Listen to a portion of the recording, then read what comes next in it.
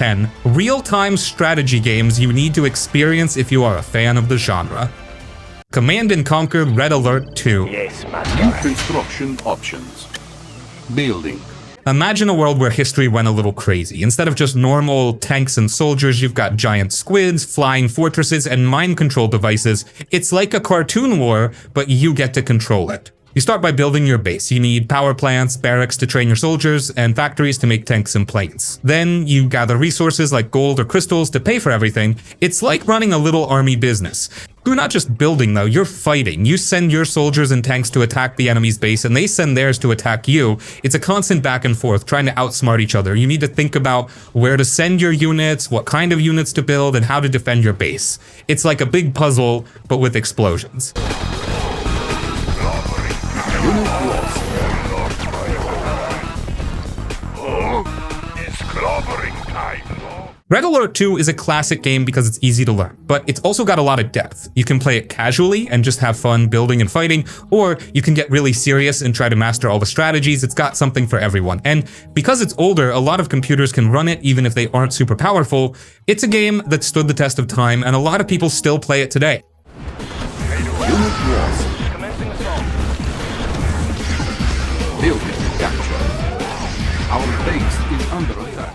Company of Heroes. The Stahlvormund was moving slowly. We had engine trouble.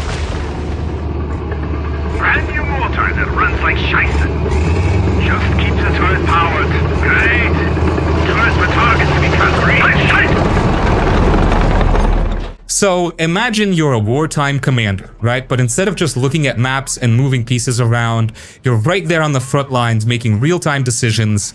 This game puts you in charge of small groups of soldiers, and you've got to be smart about how you use them. It's not about building a massive army and throwing them at the enemy. It's about using cover, flanking your opponents, and using the right units to counter their strengths.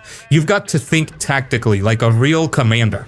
The game looks incredibly realistic, buildings crumble, the ground gets torn up by explosions, and you can use the environment to your advantage. It really feels like you're fighting in a real war. You can use ruined buildings as cover, create trenches, and even blow up bridges to slow down the enemy.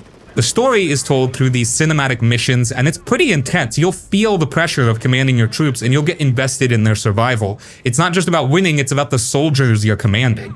Company of Heroes is a game for people who like to think strategically.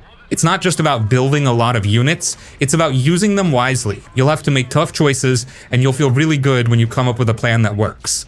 It's a challenging game, but it's also really fun and rewarding. It's like being in your own war movie and you're the director.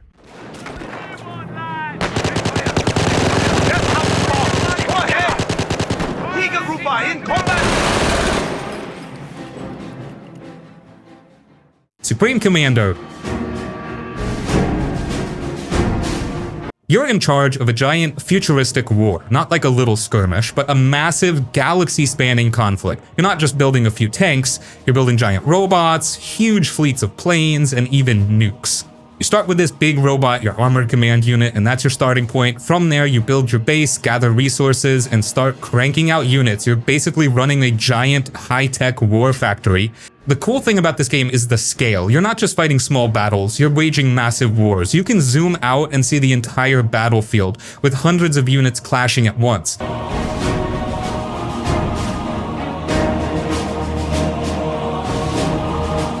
You've got to manage a lot of stuff. You're building factories, researching new weapons, and making sure you have enough resources to keep your war machine running. It's like being a general and a CEO at the same time. The fights are epic. You'll see giant robots stomping around, planes bombing enemy bases, and huge explosions lighting up the sky. It's really satisfying to see your plans come together and watch your army crush the enemy. Supreme Commander is a game for people who like big strategic battles. It's not just about clicking on units and sending them to attack. You've got to think ahead, plan your moves, and manage your resources. It's a challenging game, but it's also really rewarding. You'll feel like a real commander when you're leading your forces to victory. It's like being in charge of a huge futuristic army, and it's a ton of fun.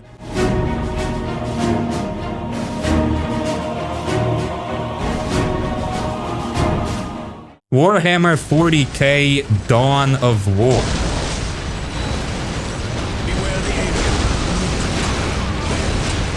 So you're stepping into this universe, right? It's the 41st millennium, and let me tell you, it's not a chill place. Everything's at war, all the time. It's like the whole galaxy is just one big, never-ending battle. You get to control these super tough soldiers, the Space Marines. They're like these giant armored warriors, and they're seriously hardcore. Or, if you're feeling a bit more wild, you can play as the Orcs. They're these big green rowdy aliens who just love to fight. It's like choosing between playing a super soldier or a green rampaging monster. You start by building your base, gathering resources, and then you start cranking out units. But this isn't just about building a ton of dudes and sending them to attack. It's about being smart. You've got to use cover, like hiding behind walls and buildings to protect your soldiers. You've got to flank your enemies, which means sneaking around them and attacking from the side or behind. And you've got to use the right units to counter whatever the enemy throws at you. It's like a really intense strategic game of chess, but with lasers and explosions instead of pawns and rooks. The game looks amazing too. Everything's dark and gritty, like a war-torn wasteland. The units are all super detailed so you can really see all the little bits of armor and weapons. It really feels like you're right there on the battlefield, fighting in this dark, futuristic war. The story is pretty epic too. You're fighting for the fate of a whole planet, and there are a lot of twists and turns along the way. It's like a really cool sci-fi war strategy game. You'll meet a lot of interesting characters, and you'll have to make some tough choices that will affect the outcome of the war.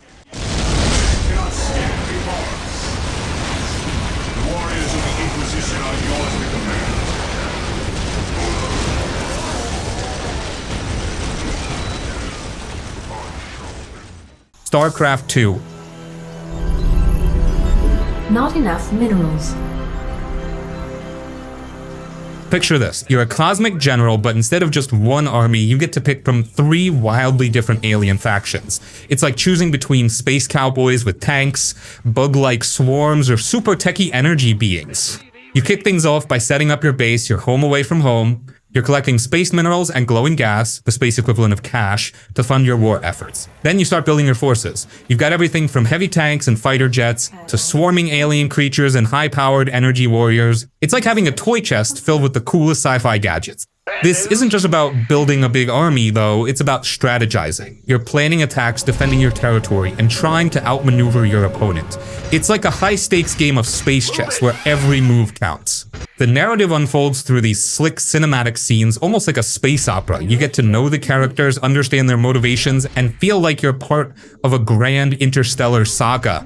StarCraft 2 is a game that tests your mental agility and strategic thinking. It's a challenging experience, but it's also incredibly rewarding. When you emerge victorious, it's a real sense of accomplishment. Course laid in. Mineral field depleted. Insufficient It's a trap. gas.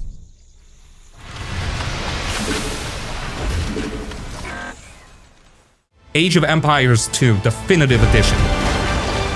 Okay, Age of Empires 2 Definitive Edition. Think of it like playing with a big, awesome history toy box. You get to build your own kingdom, just like in the olden days, but you're in charge. You start with a tiny village, just a few people and some houses. You need to gather stuff, like wood from trees, food from farms, and gold from mines. That's how you build more stuff, like bigger houses, farms, and places to train soldiers. It's like building a Lego city, but with real history. You get to pick which group of people you want to play as. You could be the Britons, who were really good at archery, or the Franks, who had really strong knights, or maybe you want to play as the Japanese, who had samurai warriors. Each group has their own special soldiers and ways of doing things. It's like having different teams in a sports game. You're not just building though, you're also making plans. You have to decide where to build your farms, where to put your soldiers, and how to attack your enemies. You can build big walls and towers to protect your city, or you can send your soldiers out to take over other lands. It's like playing a board game, but you're moving real people and buildings. This version of the game looks really nice. Everything is bright and clear, and the people and buildings look really detailed. Age of Empires 2 Definitive Edition is a really fun game if you like history and building things. You get to be a king or queen, and you get to make all the decisions. You can build a peaceful kingdom, or you can build a big army and conquer the world. It's like having your own history adventure. You can play by yourself, or you can play with your friends. It's a game that you can play for hours and hours, and you'll always find something new to do.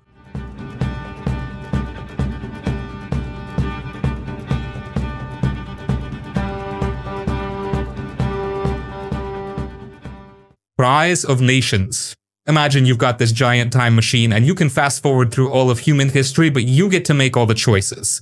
That's what this game feels like. You start way back in the Stone Age with just a tiny group of people and a little village. You're gathering food from berries and hunting animals, and you're chopping down trees to build your first huts.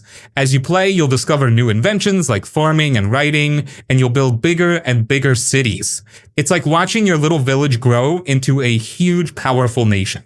You get to pick which nation you want to play as, and there are tons of choices. You could be the Romans building roads and conquering lands, or the Egyptians building pyramids and sailing down the Nile. Or maybe you want to play as the Americans building skyscrapers and flying airplanes. Each nation has its own special things that make it unique, like special soldiers or special buildings. It's like playing different versions of history, and you get to see how things might have been different.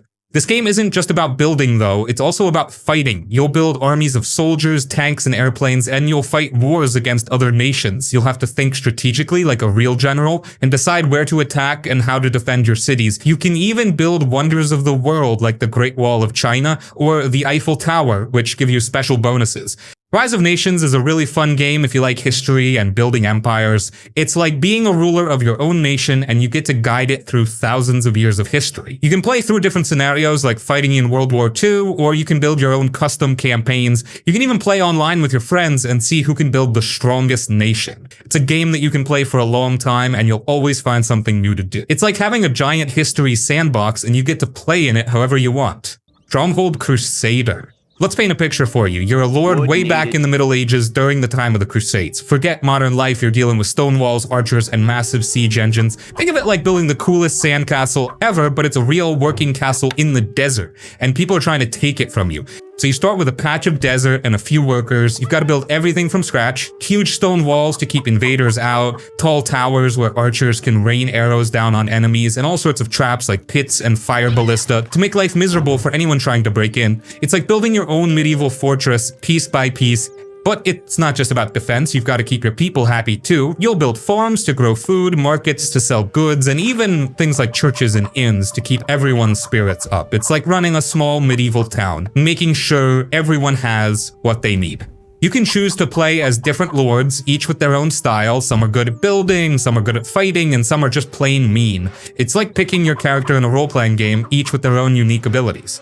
When it comes to battles, things get really exciting. You'll command archers to shoot arrows from the walls, swordsmen to fight hand-to-hand, and siege weapons like catapults and trebuchets to smash enemy defenses. You can even build siege towers to climb over walls and break through enemy gates.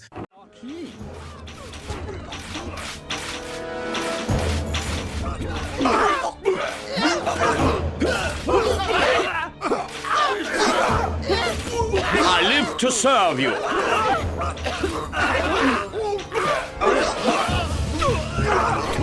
Our horses are ready. You have something in mind? Sins of a solar empire. You're the big boss of a huge space adventure. You're not just flying one ship, but you're running a whole space empire, trying to take over the galaxy. You start by building space stations, which are like your home bases in space. You're also figuring out new tech like better weapons and stronger shields, and you're commanding massive fleets of spaceships. You'll jump from star system to star system, finding new planets to live on and fighting these huge space battles. It's like exploring a giant map of the stars.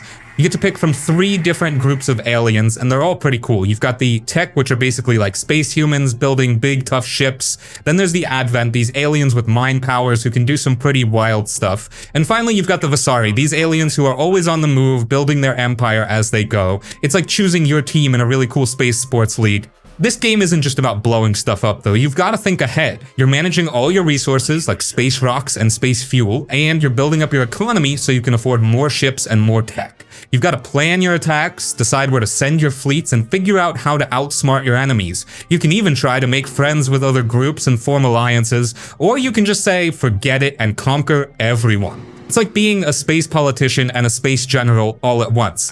Sins of a Solar Empire is a really fun game if you like big, epic space battles and planning out your strategies. It's like being a space emperor, telling your forces what to do and watching your empire grow. You can play by yourself, or you can play online with your friends and see who can build the biggest and strongest space empire. It's a game that lets you live out your space fantasies, and it's a ton of fun. Star Wars Empire at War.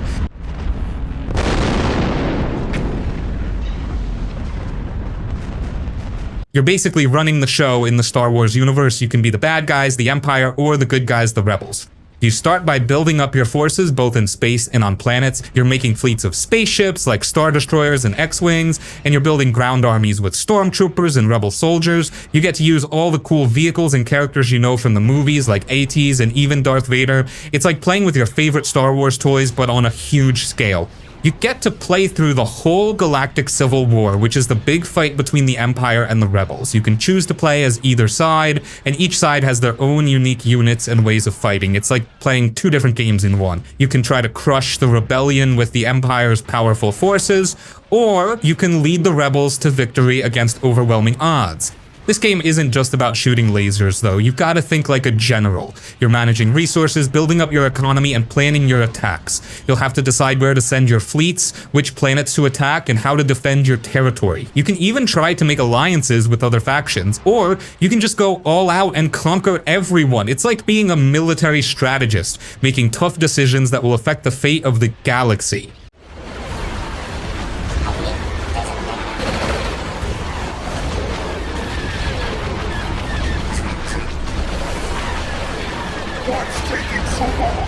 They are billions.